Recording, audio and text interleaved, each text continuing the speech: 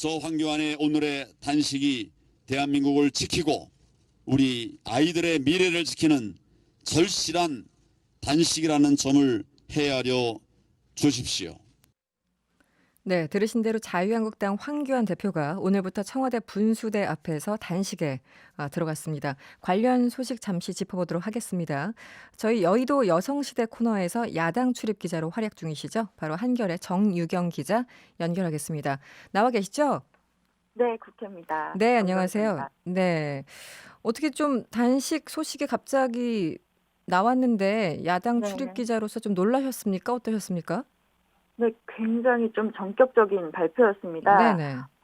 지난 월요일, 그러니까 바로 며칠 전이죠. 그때 네네. 결심을 한 것으로 알려지고 있는데요. 음, 절체절명의 국가 위기를 막기 위해 국민 속으로 들어가 무기한 단식 투쟁을 시작하겠다. 네. 이렇게 밝혔죠. 네.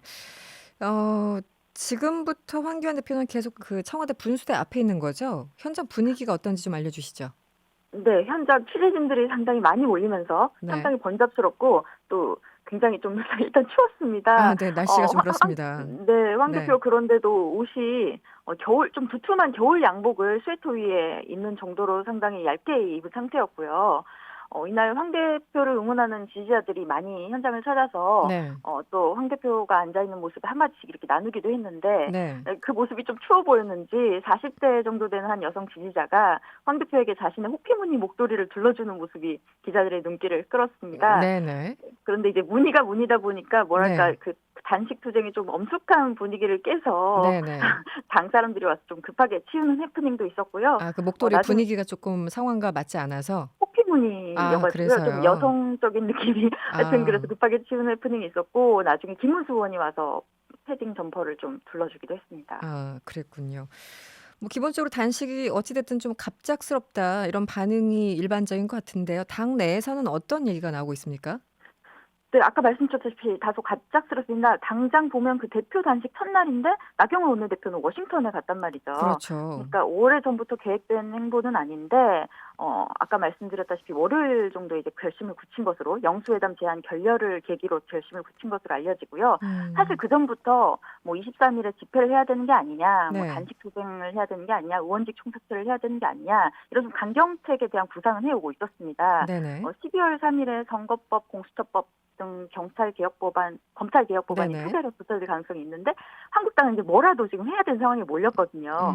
시기가 좀 이르다는 의견도 있지만 뭐라도 해야 한다는 절실한 기류가 있어서 네. 크게 만류하는 목소리는 높지 않았다고 합니다. 그렇습니까? 그런데 한국당 내부에서는 최근에 황 대표가 조금 코너에 몰리니까 한마디로 사퇴 목소리가 나오니까 이 단식 카드를 꺼내든 것은 아니냐 이렇게 또 생각하시는 분들이 계세요. 어떻습니까? 네, 아무래도 황 대표 체제로는 총선을 치르는 것이 좀 어렵지 않겠느냐 이런 의견이 당내에서 상당히 팽배해진 상황인데요. 네네. 그런데 이제 당에서는 정략적으로 정치공학적으로 보지 말라고 상당히 신신당부를 하고 있습니다. 네. 왜냐하면 이 단식이라는 것이 목숨을 걸면서까지 국민적 지지를 등에 업고 여론을 힘을 업어서 협상이나 뭐 전국의 주도권을 잡겠다는 건데 이 단식의 생명은 사실 진정성이잖아요. 그렇죠. 그러다 보니까 이런 대표의 리더십 위기를 극복하려고 한다는 지적에 대해 상당히 민감하게 반응하는 상태입니다. 그건 아니다. 몸을 헤쳐가면서 하는 단식인데 그렇죠. 그렇게 평가할 네. 수는 없다. 네네. 그렇군요. 관련해서 이런 얘기도 있었습니까? 한기총 정광훈 목사와 동반 단식설이 잠깐 돌았었는데 이거는 사실이 네. 아닌 거죠? 네, 사실은 아닙니다. 네. 다만 청와대 분수대 인근에서 이미 정광훈 목사가 이끄는 그 보수 기독교 단체 등이 농성을 벌이고 있었기 때문에 네. 자칫하면 황교안 대표가 만약에 거기서 계속 단식을 할 경우에 분위기가 좀 극우 보수 느낌과 함께 가지 않겠느냐 이런 우려가 나오긴 했어요, 당에서. 네. 중도 확장 이미지에 좀 손상이 있지 않겠느냐는 건데요. 네. 실제로 이날 좀 우려가 현실이 된 측면도 있습니다.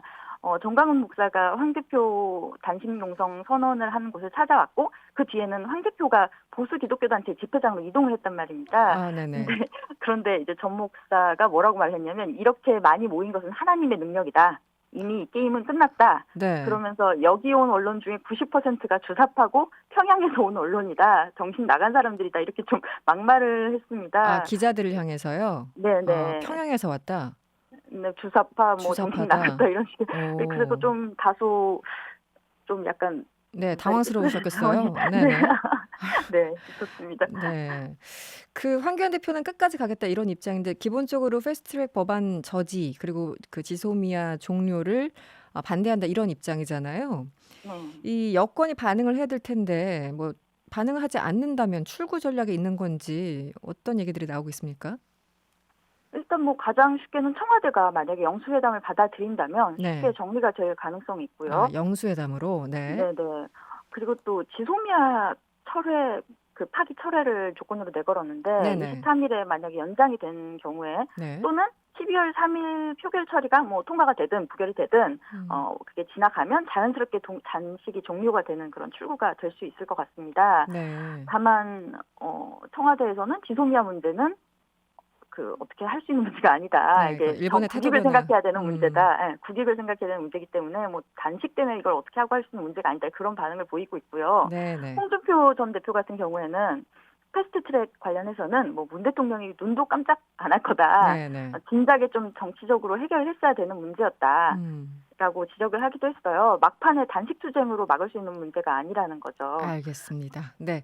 더 자세한 얘기는 내일 여의도 여성시대에서 듣도록 하겠습니다. 오늘 고맙습니다. 네, 감사합니다. 여러분의 퇴근길을 꽉 채워드립니다. 평일 저녁 6시 5분 이승원의 세계는 그리고 우리는